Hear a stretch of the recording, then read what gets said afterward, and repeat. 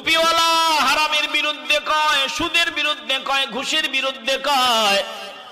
তোমার লাগছে, তোমার মেজাজ গরম, যদি টুপিওয়ালারে বাঁকা চোখে দেখো, ভালো করে শুনিয়া লও, কসম আল্লাহর এই কোরআন সামনে নিয়ে বলতেছি, তোমার মাথায় টুপি থাকলেও, তোমার লম্বা দাড়ি থাকলেও, তুমি 5 ওয়াক্ত মসজিদে গিয়া সেজদা দিলেও, 10 বার 20 বার উমরা করলেও, মাদ্রাসা বানাইলেও, মসজিদ বানাইলেও, তোমার এই মাদ্রাসা মসজিদ আল্লাহর দরবারে কবুল হবে না। এই টুপির দাম নাই, দাড়ির দাম নাই, লম্বা জামার দাম নাই। তুমি ওই কারুনের উত্তরসূরি, তোমার কারুনের সাথে তোমার সম্পর্ক, জোরে কোন ঠিক কিনা? এ মুসলমান নবীর আশিকের দল, শর্টকাট কোটিপতি হওয়ার চিন্তা বাদ দেন। আমার যা দরকার আল্লাহ সব কিছুর ব্যবস্থা করে আমার জমিনে পাঠাইছেন। আমার তকদিরে যত হাজার মন চাউল আল্লাহ লিপিবদ্ধ করে রাখছেন, একটা বেশিও খাইতে পারবো না, কমও না। আমার তকদিরে যত মন পানি আল্লাহ নির্ধারণ করে রাখছেন, 1 ফোঁটা বেশি পানি আমি খাইতে পারবো না। আমার তকদিরে যতটুকু অক্সিজেন আল্লাহ বরাদ্দ রাখছেন, একটু বেশিও নিতে পারবো না। যতবার শ্বাস প্রশ্বাস আমি ঢুকাবো, বের করব, কতবার ঢুকবে, বের হবে, সব আমার আল্লাহ এগুলো লিপিবদ্ধ করেই জমিনে পাঠাইছেন। এ মুসলমান নবীর আশিকের দল, একদিন বেশি জমিনে থাকতে পারবো না। আমার তকদিরে যদি থাকে আমি কোটিপতি হব, আমার দুনিয়ার কেউ ফকির বানাইতে পারবে না। আমি কোটিপতি হবই, তবে পার্থক্য, যদি হালাল পথে হতে চাই, আমার আল্লাহ আমাকে হালাল পথে দান করে দিবেন, আর যদি হারাম পথে হতে চাই, আল্লাহ হারাম পথেই দিবেন। এবার সিদ্ধান্ত আপনার, একটা জবানও বন্ধ রাখবেন না, বলেন তকদিরেরটা আমরা হালাল পথে নিতে চাই কি চাই না? বনি ইসরাইলের ওই বান্দার কথা বলতেছি, কিভাবে তাড়াতাড়ি কোটিপতি হওয়া যায়। চাচা তো বোন তো তার হয়ে গেল, এবার চাচা ইন্তেকালের পর সব সম্পদের মালিক হবে, ইচ্ছা মতো সম্পদ ভোগ করবে। সহ্য হয় না, চাচা তাড়াতাড়ি মরে না কেন? সহ্য হয় না। এজন্য কিভাবে চাচাকে মারা যায়? বলে রাতের বেলা চাচাকে শ্বাসরোধ করিয়া হত্যা করে ফেললো, মারিয়া ফেললো। এরপরে চাচার লাশটা পাশের নিরীহ মানুষের ঘরের দরওয়াজায় নিয়ে রেখে চলে আসছি। এ ভাই, একটু দিল দিয়ে অনুধাবন করেন, এই যে রিসেন্টলি ঘটনা, সম্ভবত বগুড়ার ঘটনা। সন্তান মাদ্রাসায় পড়ে, যদি স্কুলে পড়তো, কলেজে পড়তো, নিজের বুঝাইতে পারতাম সন্তান মাদ্রাসায় পড়ে, মাদ্রাসায় আলেমের 1st ইয়ারে অথবা 2য় ইয়ারে 2য় বর্ষের ছাত্র। মায়ের কাছে টাকা চাইলো, মা টাকা দিল না। সুদর্শন সুন্দর চেহারার সন্তান, মা টাকা দেয় না। টাকা চাইলো, মা টাকা দেয় না। মা চায় সন্তান যাতে খারাপ পথে না যায়, ভালো পথে চলে আসে।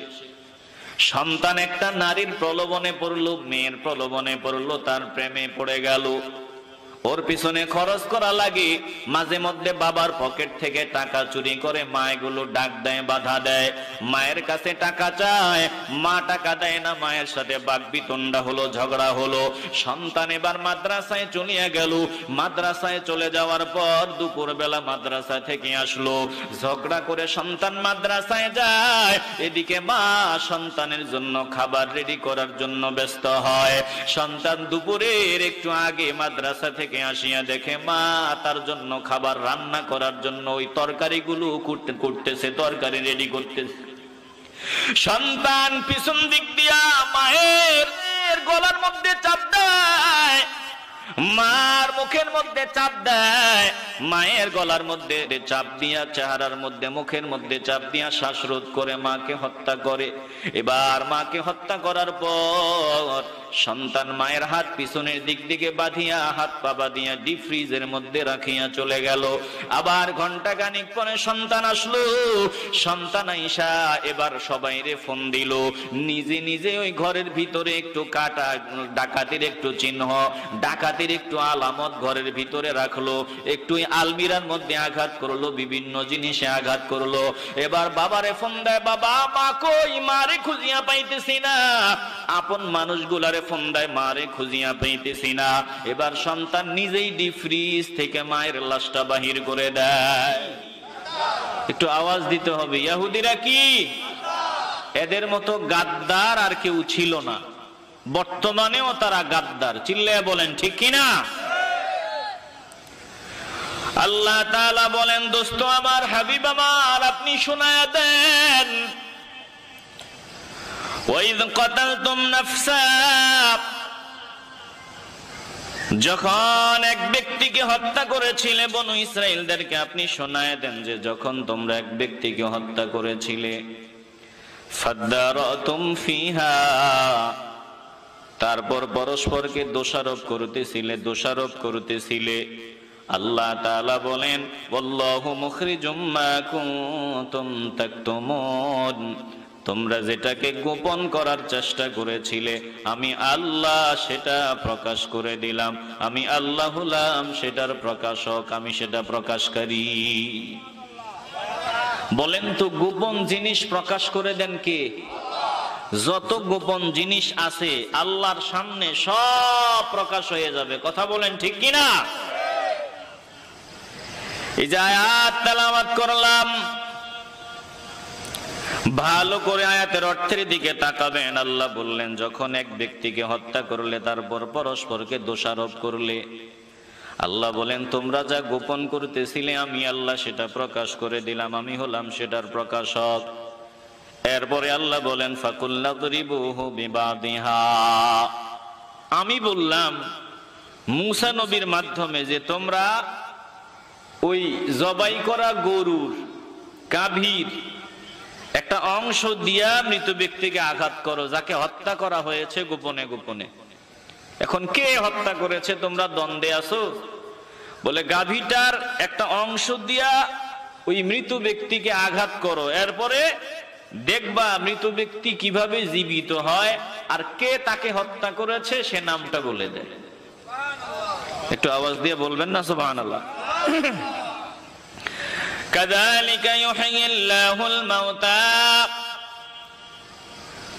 মৃত ব্যক্তি জীবিত হয়ে নাম বলে দেয়। আল্লাহ বলেন এভাবেই আমি মৃত ব্যক্তিকে জিন্দা করি, মৃতদেরকে আমি আল্লাহ জিন্দা করি। আল্লাহ তাআলা বলেন, ওয়ায়ুরিকুম আয়াতিহি, আমি আমার নিদর্শনাবলী তোমাদেরকে দেখাই, লাআল্লাকুম তাকিলুন, যাতে তোমরা বুঝতে সক্ষম হও, যাতে তোমরা বুঝো। এই যে আয়াত দুইটা তেলাওয়াত করলাম, ভালো করে কিছুই বুঝেন নাই,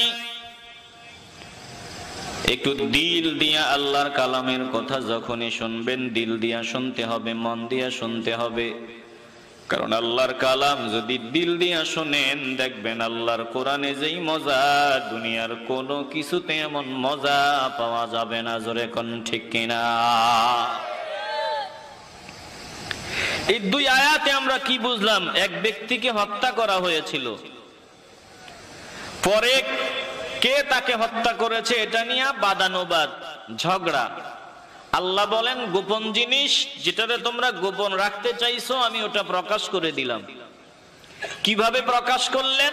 গাভীর, জবাই করা গাভীর অংশ, একটা অংশ দিয়া মৃত ব্যক্তিকে আঘাত করার পর মৃত ব্যক্তি জীবিত হলো, কে তাকে হত্যা করলো নাম বলে আবার ইন্তেকাল করলো। আল্লাহ বলেন আমি এই নিদর্শন তোমাদের দেখাই যাতে তোমরা বুঝতে পারো, আমি আল্লাহ এভাবেই জীবিত মৃতদেরকে জীবিত বানাই, আমি আল্লাহ এভাবেই জীবিত মৃত থেকে জীবিত করি। চিল্লা এখন না সুবহানাল্লাহ। দিল দিয়ে অনুধাবন করে নেন। বনি ইসরাইলের একজন বান্দা ছিল, অনেক ধনী বান্দা, অনেক টাকা পয়সার মালিক, সম্পদওয়ালা।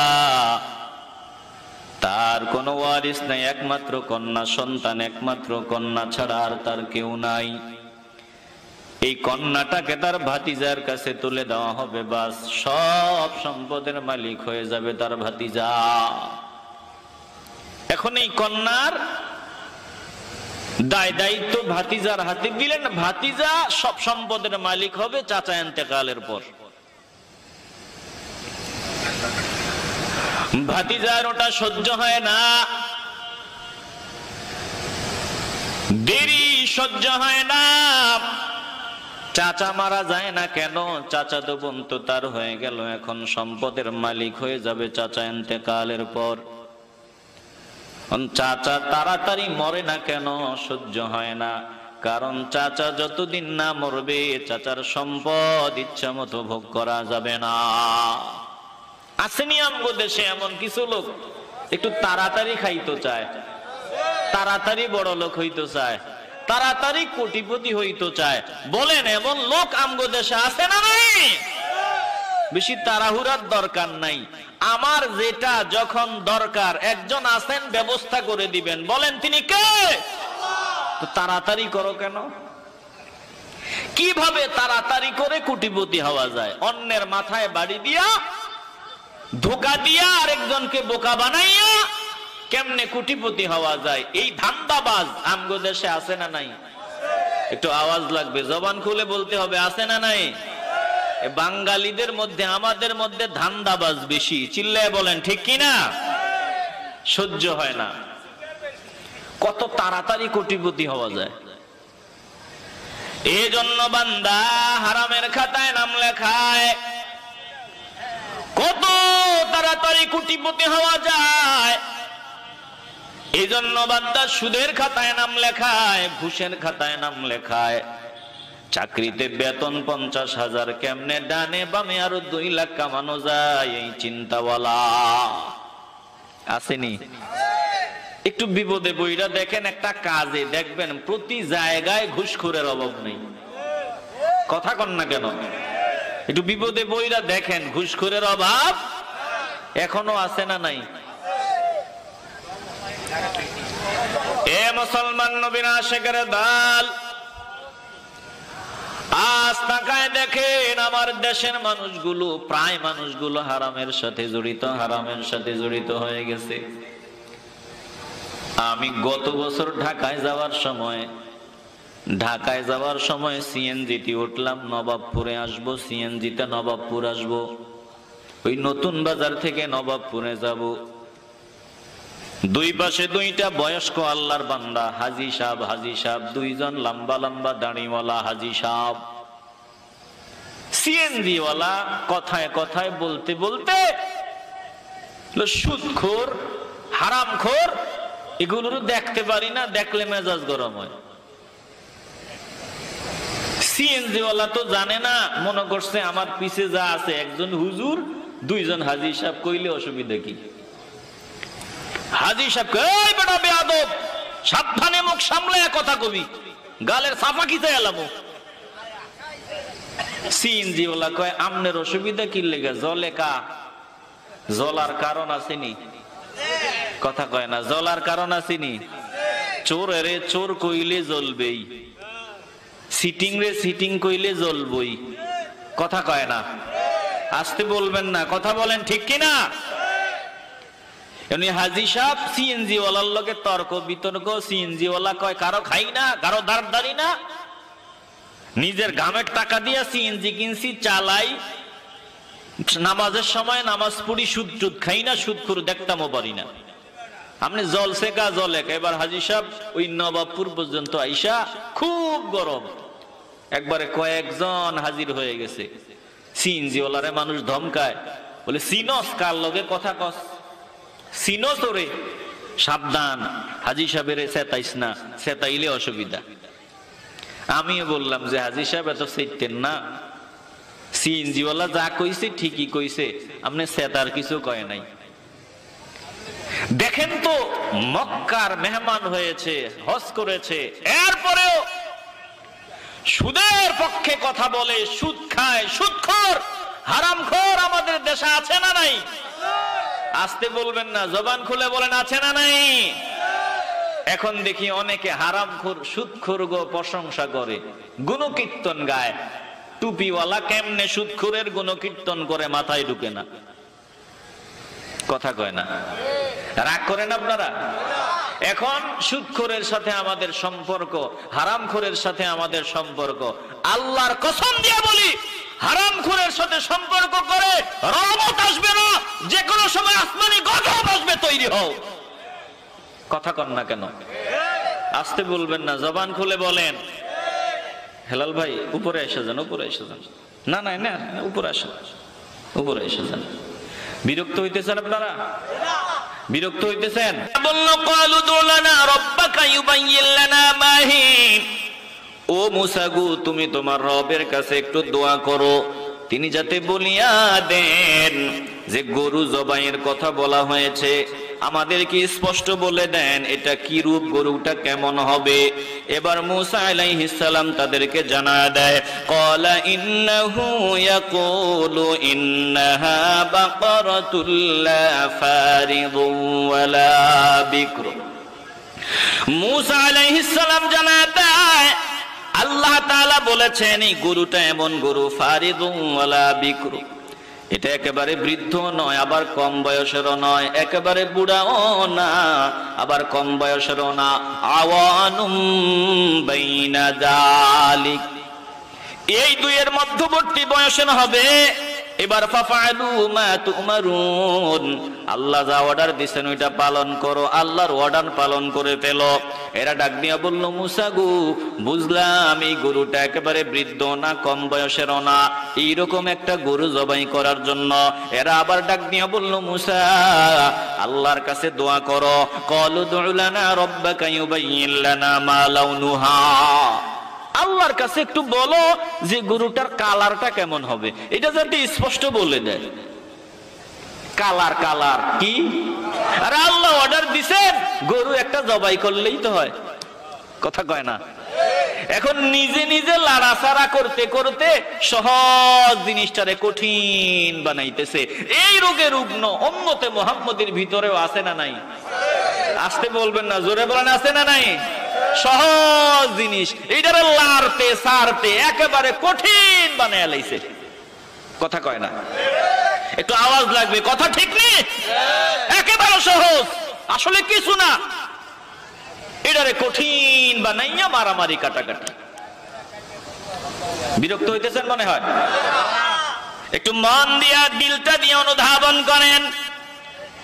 এবার মুসা আলাইহিস সালাম বলে, ক্বালা ইন্নাহু ইয়াকুলু ইন্নাহা বাকারাতুন সাফরাউ ফাকিউল লাউনুহা তাসুররুন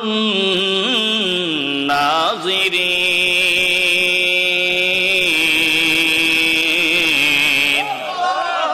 আল্লাহ তাআলা বলেছেন গাবীটা এমন গাবী যেটা হলদে বর্ণের, সোনালী কালার যেটাকে বলা হইতো বলে হলদে বর্ণের, ফাকিউল লাউনুহা এমন রং যা দর্শকদেরকে চমৎকৃত করবে, বলে উজ্জ্বল তার রং, ফাকিউল লাউনুহা উজ্জ্বল তার রং, তাসুরুন নাযিরিন যা দর্শকদেরকে মুগ্ধ করে এমন কালার এমন রং চকচক করবে।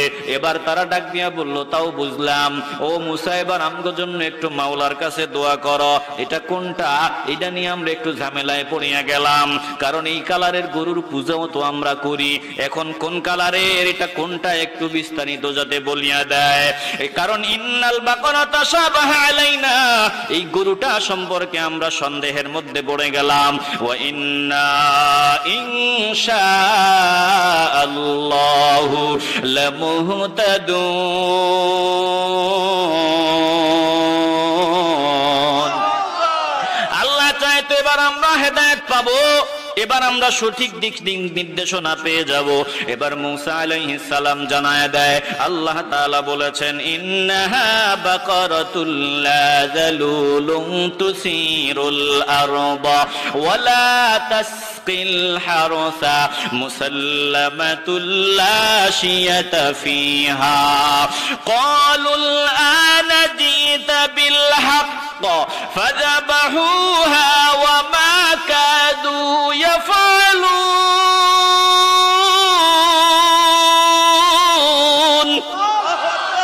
এবার মুসা আলাইহিস সালাম জানায় দিলেন, শোনো এই গাভীটা এমন গাভী যেটা পানি সেচে জমি চাষে ব্যবহার হয় নাই, অর্থাৎ কোনো কাজ কাম এটা দিয়া করা হয় না। মুসাল্লামাতুন, এটা নিখুঁত। লা শিয়াতা ফিহা, কোনো ত্রুটি বিচ্যুতি এটার মধ্যে নাই, কোনো দাগ নাই। এরপরে এবার তারা ডাক নিয়ে বলল, ক্বালুল আনা জিতা বিল হাক্কি, এবার সঠিক তথ্য নিয়ে আসছো। ফাদাবাহুহা, আল্লাহ তাআলা বলেন এরা গাভীটা জবাই করলো। ওয়ামা কাদু ইয়াফআলুন, যদিও তারা এটা করতে ইচ্ছুক ছিল না। এখন এই গাভী জবাই করেছে, এই গাভী পাবে কোথায়? এই রঙের এই কালারের গাভী খুঁজতে খুঁজতে দিশেহারা, পাওয়া যায় না। কোথায় পাবে? পাওয়া যায় না। একটু দিল দিয়ে অনুধাবন করে নেন।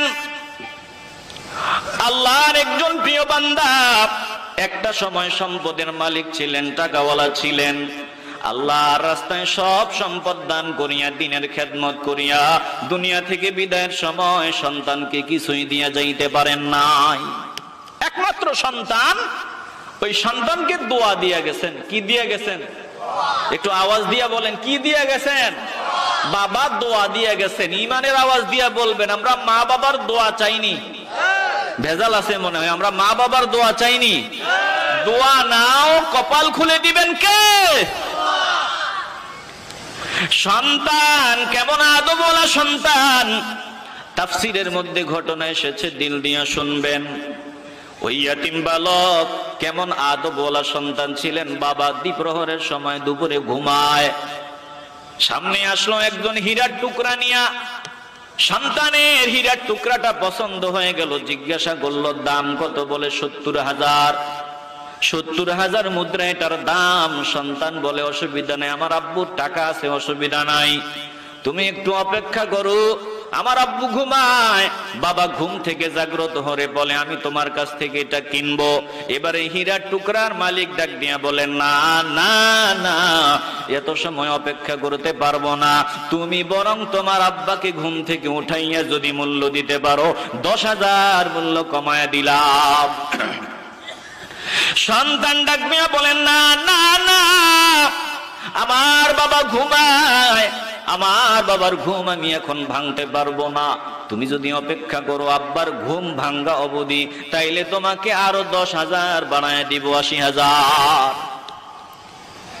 হীরার মালিক ডাক দিয়া বলেন, না না না, যদি তুমি এখন আনিয়া দিতে পারো, বাবারে ঘুম থেকে উঠাইয়া যদি মূল্য আনিয়া দিতে পারো 30,000 সব মাইনাস, বাকি 40,000 মাইনাস। সন্তান বলে, না না না, আব্বারে ঘুম থেকে উঠানো যাবে না, তুমি ঘুম ভাঙ্গা পর্যন্ত অপেক্ষা করো, 1,00,000 তোমাকে দিব। এবার এই বান্দা বলে, না, এত সময় আমার ধৈর্য ধরা সম্ভব না, ঘুম থেকে উঠায় দাও, এটা তোমারে আমি দিয়া দিব। বলে, না না না, বাবা ঘুমায়, বাবার ঘুম আমি ভাঙতে পারবো না। এই ইয়াতিম সন্তান, পিতা এমন পিতা দিনের রাস্তায় সব বিসর্জন দিয়া দেয়। এবার সন্তানকে ওয়ারিশ সূত্রে দিয়ে যাওয়ার মতো আর কিছুই নাই। সুন্দর একটা গাভীর বাচ্চা, ওইটা জঙ্গলে নিয়ে আল্লাহকে দিয়ে দিলেন। বললেন, আল্লাহ, আমি তোমার কাছে এটা আমানত হিসাবে রেখে গেলাম, আমার সন্তানকে আমি কিছুই দিতে পারি নাই, আমার সন্তানের প্রয়োজনের সময় তুমি এটা দিয়ে প্রয়োজন পুরাইয়া দিও। বাবা এটা সন্তানের জন্য আল্লাহর রাস্তায় জঙ্গলে ছাড়িয়া দেয়। আর এই পশুটাকে, এই গাভীটাকে আমার আল্লাহ জঙ্গলের ভিতরেই নিরাপদে রাখলেন, অন্যান্য হিংস্র প্রাণীদের থেকে নিরাপদে রাখলেন, মানুষের দৃষ্টির আড়ালে রাখলেন। এখন এরাও গাভী তালাশ করতেছে, গাভী পাবে কোথায়? এবার তার মা, ওই সন্তানের মা, ইয়াতিম বালকের মা ডাক দিয়া বলল, রে বাবা, তোর বাবা তোর জন্য একটা গাভী রাখিয়া গেছেন, জঙ্গলে গিয়া ডাক দিবি, ও ইব্রাহিমের আল্লাহ, ও মুসার আল্লাহ, আমার বাবা আমার জন্য যেই সম্পদ রাখিয়া গেলেন বলেন ওই সম্পদটা আমাকে আপনি ফিরায়া দেন। বলে গাভীটা দেখবা চলে আসবে, আল্লাহ চাহে তো ইনশাআল্লাহ। এবার সন্তান জঙ্গলের কাছে দাঁড়াইয়া ডাক দেয়, আল্লাহ ও ইব্রাহিমের আল্লাহ ও মুসার রব, আমার বাবা যে সম্পদ তোমার কাছে রেখে গেছে এটা আমারে ফেরত দাও। সুন্দর ওই বর্ণের, যেই বর্ণের কথা আল্লাহ কোরআনে বললেন, ঠিক এই কালারের গাভী এই সন্তানের সামনে হাজির। একটু আওয়াজ দিয়ে বলবেন না সুবহানাল্লাহ? একটু আওয়াজ দিয়ে বলেন আল্লাহু আকবার। গাভী চলতেছে, তাফসীরের মধ্যে এসেছে গাভী সন্তানকে ডাক দিয়া কয়, আরাম পাইবা, মজা পাইবা, আমার উপরে সাওয়ার হও। এবার সন্তান ডাক দিয়া বলে, না না না, আম্মার নিষেধ, তোমার উপরে সাওয়ার হওয়া যাবে না। বলে যদি তুমি আমার উপর সাওয়ার হইতা, আমারে তুমি এখান থেকে নিতে পারতা না।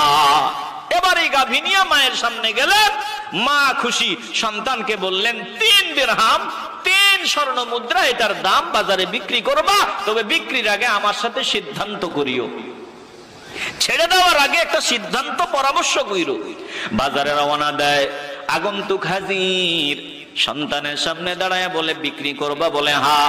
সুন্দর চমৎকার, দাম কত? বলে 3 স্বর্ণ মুদ্রা। বলে 3 না 6 দিমো। বলে 6 দিলে হবে না, আমি আম্মার সাথে পরামর্শ করা লাগবে। তোমার আম্মা তো 3 স্বর্ণ মুদ্রার কথা বলছে, আমি 6 স্বর্ণ মুদ্রা দিব। বলে না, হবে না, আম্মার সাথে পরামর্শ ছাড়া তোমাকে আমি দিতে পারবো না। এবার মায়ের সাথে পরামর্শ। মা ডাক দিয়া বলে হ্যাঁ বিক্রি করবা, তবে বিক্রির আগে আমার সাথে পরামর্শ করি। আবার ওই আগন্তুক সামনে হাজির, আগন্তুক সামনে দাঁড়ায় বলে বিক্রি করবা? বলে হ্যাঁ। কত? বলে 6 দিরহাম। বলে 6 স্বর্ণ মুদ্রা। বলে না, 12টা মুদ্রা তোমাকে দিব। বলে না, আম্মার সাথে পরামর্শ ছাড়া বিক্রি করা যাবে না, আমার মায়ের সাথে আমি পরামর্শ করে নেই। বলে পরামর্শের দরকার নাই, বিক্রি টাকা নাও, আমি টাকা দিচ্ছি, তোমার মাল আমারে দিয়া দাও। বলে না না না, মায়ের সাথে পরামর্শ ছাড়া দেওয়া যাবে না। এবার মায়ের সামনে সন্তান গেল, মা এই ঘটনা। মা বলে, রে বাবা, আল্লাহর পক্ষ থেকে পরীক্ষা চলতেছে, ও বাবা লোভ করা যাবে না, আমি নিশ্চিত আমি তোমার মা, যে তোমার সামনে বারবার আগন্তুক অপরিচিত হাজির হয়, আমার দৃঢ় বিশ্বাস দুনিয়ার কোন মানুষ না, আল্লাহর ফেরেশতা। তুমি একটু পরামর্শ চাইও যে গাভীর ব্যাপারে কি করা উচিত। এবার আবার আগন্তুক সামনে হাজির, সন্তান ডাক দিয়া বলে, আমার আম্মা তোমার পরিচয় আমার দিয়ে দিছে, আমার বুঝতে বাকি নাই। মা বলছে পরামর্শ করার জন্য এই গাভীটা কি করলে ভালো হয়। এবার আল্লাহর ফেরেশতা বান্দাকে পরামর্শ দেয়, বলে গাভীটা বিক্রির প্রয়োজন নাই, বাড়ি নাও, সময় মতো আসবে, এই গাভীর চামড়া ভর্তি। কথাগুলো মনে হয় একটু ব্যথা লয়ে যাইতে আছে, কেউ বেশি ব্যথা লইতে আসেনি? এখন খারাপ তো আমনে গো লাগতে পারে, 2-1 জনের লাগতে পারে না। এরকম রোগী কি আমগো দেশে নাই? যে যদি ক্যান্সার হয়ে যায় চূড়ান্ত পর্যায়ের, তখন থেরাপি লাগে, থেরাপি, হার্ট থেরাপি লাগে। থেরাপি যারে দেয় সে বুঝে থেরাপিতে কত কষ্ট। কথা কয় না? আমার শাশুড়ির ক্যান্সার হয়েছিল, থেরাপি দেওয়ার পরে মাথাটাই খারাপ হয়ে গেছে, আবল তাবল বকছে, দুর্বল হয়ে গেছে, আল্লাহ এখন নিয়ে গেছে। তো বুঝার জন্য বলি যে আমি দেখছি যে ক্যান্সারের রোগীকে থেরাপি দেওয়ার পর কত জ্বালা যন্ত্রণা, কত কষ্ট। তো ক্যান্সার হয়ে গেলে মেডিসিন প্রয়োগ করলে কষ্ট তো লাগবেই, এরপরেও কষ্ট হজম করা লাগবে যদি সুস্থ হওয়ার নিয়ত থাকে। কথা কয় না? এখন যাদের সম্পর্ক সুদের সাথে, ঘুষের সাথে, এই কথাগুলো তো লাগবেই, খারাপ লাগবেই। লাগলেও মেজাজ গরম দেখায়ও না, একটু হজম করবা, আল্লাহর কাছে অনুতপ্ত হবা, আল্লাহ আমি ফিরে আসতে চাই, কিভাবে ফিরে আসতে পারি রাস্তা দেখায়া দাও। আমি শর্টকাট কোটিপতি হইতে চাইছি, এখন আমার অবস্থা ভালো না, আল্লাহ ফিরে আসতে চাই, রাস্তা খুলে দাও। ফিরে আসার রাস্তা খুলে দিবেন কে? আর যদি গাদ্দানি করো, টুপিওয়ালা হারামের বিরুদ্ধে কয়, সুদের বিরুদ্ধে কয়, ঘুষের বিরুদ্ধে কয়, তোমার লাগছে, তোমার মেজাজ গরম, যদি টুপিওয়ালারে বাঁকা চোখে দেখো, ভালো করে শুনিয়া লও, কসম আল্লাহর এই কোরআন সামনে নিয়ে বলতেছি, তোমার মাথায় টুপি থাকলেও, তোমার লম্বা দাড়ি থাকলেও, তুমি 5 ওয়াক্ত মসজিদে গিয়া সেজদা দিলেও, 10 বার 20 বার উমরা করলেও, মাদ্রাসা বানাইলেও, মসজিদ বানাইলেও, তোমার এই মাদ্রাসা মসজিদ আল্লাহর দরবারে কবুল হবে না। এই টুপির দাম নাই, দাড়ির দাম নাই, লম্বা জামার দাম নাই। তুমি ওই কারুনের উত্তরসূরি, তোমার কারুনের সাথে তোমার সম্পর্ক, জোরে কোন ঠিক কিনা?